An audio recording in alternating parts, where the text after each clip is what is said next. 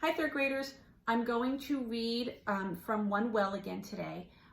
Today is Tuesday, and the assignment for today looks like this in the classwork section of the Google Classroom. Okay, there's 3 columns. It says facts, questions, responses. So based on what you hear today, you need to do that document or that assignment, okay? It is also, I'm reading the same thing during our Google Hangouts today. So if you already had your Google Hangouts, you've already heard it, okay? All right, this is, I'm going to let you take a good look at this illustration. The pictures in this book are so beautiful. And it's a nonfiction book, right? Because it talks about facts, but you can tell that the pictures are not photographs. What we usually see in a nonfiction book is usually photographs, right? These are obviously paintings, okay? All right. Recycling water in the well. That's the subtitle for page 8. The water you drank today may have rained down on the Amazon rainforest 5 years ago. 100 years ago, it may have been steam escaping a teapot in India. 10,000 years ago, it may have flowed in an underground river. 100,000 years ago, it may have been frozen solid in a glacier. And 100 million years ago, it may have quenched the thirst of a dinosaur. The amount of water on Earth doesn't change. There's no more water now than when the dinosaurs walked the Earth. The same water just keeps going through a cycle over and over again. This constant movement of water is called the water cycle. And you know about the water cycle from 2nd grade, right?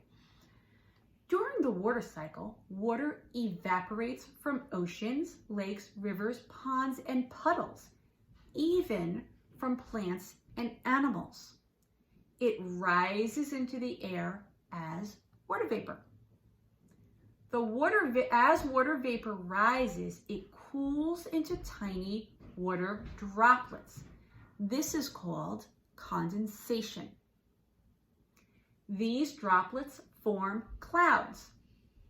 Gradually, clouds collect more and more water droplets. The average white cloud weighs about twice as much as a blue whale. That's a great fact.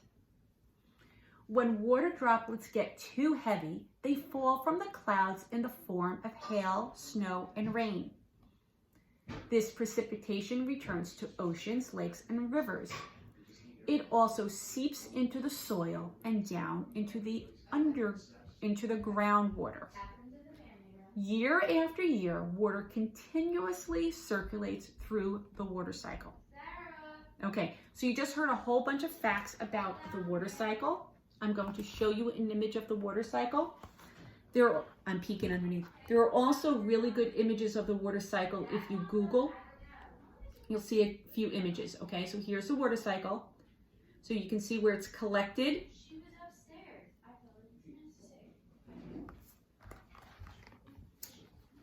Okay, I'm going to read the 3 captions also. In 1 year, an area of rainforest the size of a football field pumps over 75,000 liters of water vapor into the atmosphere, more than enough to fill a backyard swimming pool. Here's the 2nd caption. It takes about 1 million tiny water droplets to make just 1 raindrop. And here's the 3rd caption. It says, why are the oceans salty? That's a good question to ask. Why are the oceans salty? Rivers flow into the sea or into the oceans, collecting salt from rocks and soil and adding it to the ocean. So that's why oceans are salty. As ocean water evaporates, the salt is left behind. So the water that evaporates, when water evaporates, can you see here in the water cycle? When the water evaporates, the salt does not evaporate. The salt stays in the ocean. Okay, so that is pages 8 and 9 from One Well, the story of water on Earth. by Rochelle Strauss. And you should, on the document that is on the Google Classroom, which will look like this, facts, questions, responses, you should write 3 facts about what you heard. And what's great about doing it on a video like this is that you can pause it and listen again, right? 3 facts. You heard loads of them, okay? All about the water cycle. 3 questions that you have. And then a response, at least one response to one of your questions. It can be an answer to the question, or it can just be like an, oh wow. Like, so here was an example of my fact. I said, the water you drank today may have been rain in the Amazon rainforest 5 years ago. That's a fact. You could have written a fact about precipitation. You could have written a fact about anything about the water cycle. Okay, here's a question.